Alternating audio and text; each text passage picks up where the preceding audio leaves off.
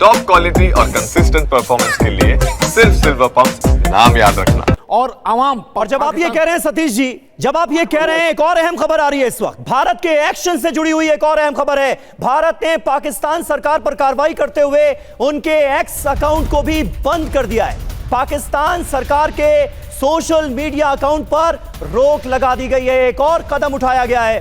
पीयूष पांडे इस वक्त हमारे साथ, हमारे सहयोगी जुड़ रहे हैं। पीयूष, बताइए पूरी खबर क्या है।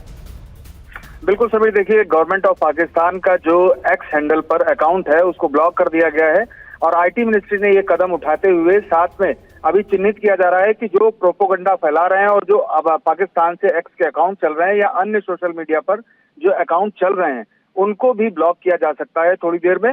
और इस पे ये वॉच किया जा रहा है कि कौन कौन से अकाउंट हैं जो प्रोपोगंडा फैला रहे हैं या फिर गलत जानकारी साझा कर रहे हैं। तो इस तरीके से अब भारत सरकार पूरी तरह से हर कदम पर सख्त कदम उठा रही है और हर एक पहलू को जांच रही है कि किस तरीके से इस मामले में वॉच किया जाए हर एक कदम को। और सबसे अहम बात यह है कि जो प्रोपोगंडा फैलाया जा रहा था उसको लेकर के भारत सरकार बहुत सजग है और सख्त है इस मामले में। जी समीर, बहुत शुक्रिया पीयूष आपका इस जानकारी के लिए। और इस प्रोपेगेंडा को बस्ट करना भी बहुत जरूरी है और उस दिशा में एक बड़ा कदम उठाया गया। और देखिए समीर, एक और बड़ी खबर आ रही है। पाकिस्तान के आर्मी चीफ आसिम मुनीर पर एक और बहुत बड़ी खबर आपको बता दें। लगातार कमांडर से बात कर रहे हैं आसिम मुनीर। तीनों फोर्स के कमांडर्स के साथ बैठक हो रही है।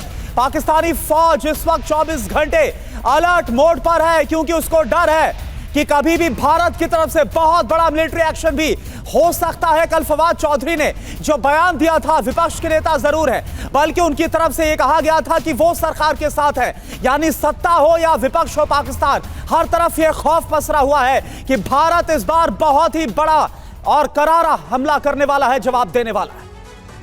और भारत की कूटनीतिक स्ट्राइक हो चुकी है। पाकिस्तान खौफ में है। पाकिस्तान को अब भारत के जवाबी हमले का डर सता रहा है। दहशत में इस वक्त पाकिस्तान की वायुसेना, एयरफोर्स नजर आ रही है। पाकिस्तान की पूरी फौज इस वक्त अलर्ट मोड पर रखी गई है। पाक फॉरवर्ड बेस को एलओसी पर अलर्ट कर दिया गया है और सीमा पर पाकिस्तान ने सुरक्षा बढ़ा दी है।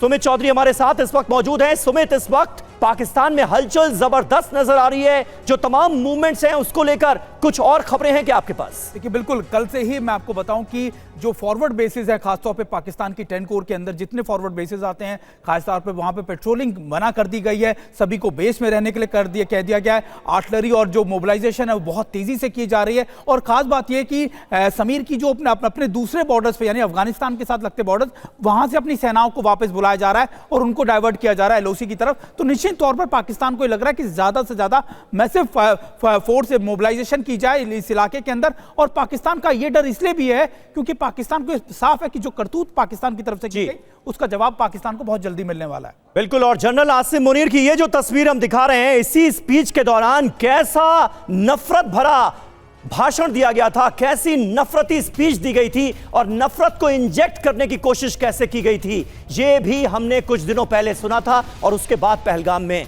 हमला हुआ है। भुलाए भूलेगा नहीं ये सब कुछ।